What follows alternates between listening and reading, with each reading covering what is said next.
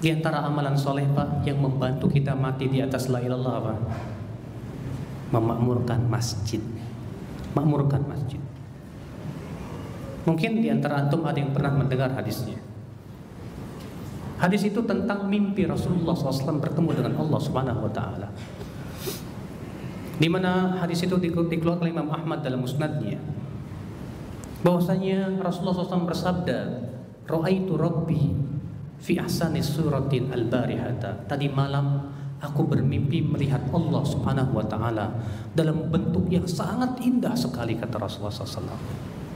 Tadi malam aku bermimpi bertemu dengan Allah. Bentuknya sangat indah sekali, kata Rasulullah. Faqala Allah, lalu Allah berfirman kepadaku, "Ya Muhammad, atadri fima yahtasimu fihi al-mala'ul a'la?" Wahai Muhammad, tahukah apa yang sedang diperbincangkan oleh malaikat yang ada di langit?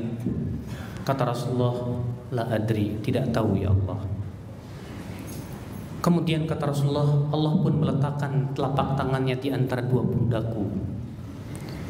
Hatta wajadtu burdaha baina thadiyai, sehingga aku merasakan dinginnya di antara dua dadaku. Fa'alimtu ma fis sama'i wal ard, aku pun tahu apa yang ada yang terjadi di langit sana. Kemudian Allah berfirman lagi, "Atadri fima yahtasimu fihi al-mala'ul a'la?" Tahukah apa yang sedang diperbincangkan oleh malaikat yang ada di langit? Kata Rasulullah, "Ya, aku tahu ya Allah. Fil kafarati wad darajat." Tentang amalan yang menggugurkan dosa dan amalan yang mengangkat derajat.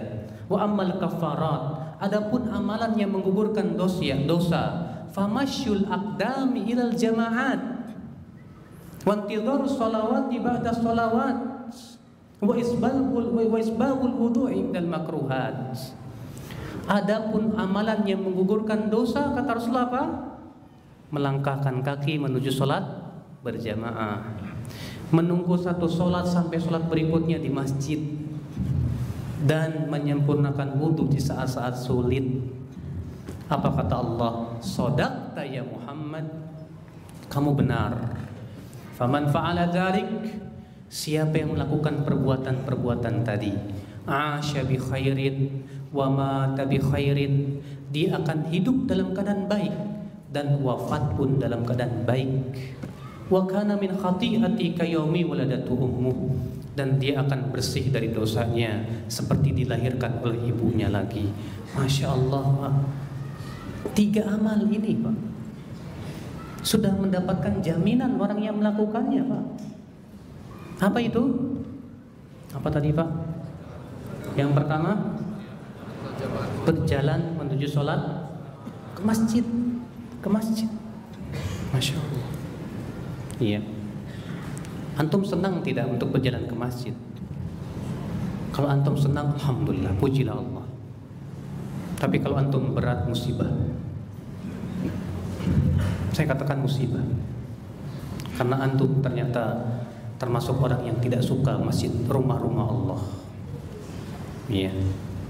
Antum tidak akan diberikan naungan pada hari kiamat, di mana tidak ada naungan kecuali naungan Allah.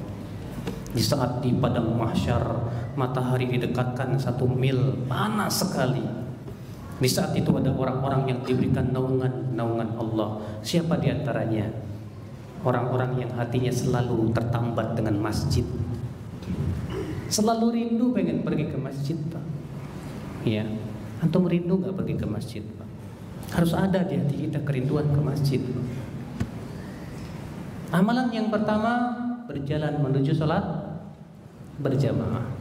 Masya Allah, besar Pak. Amalan yang kedua apa?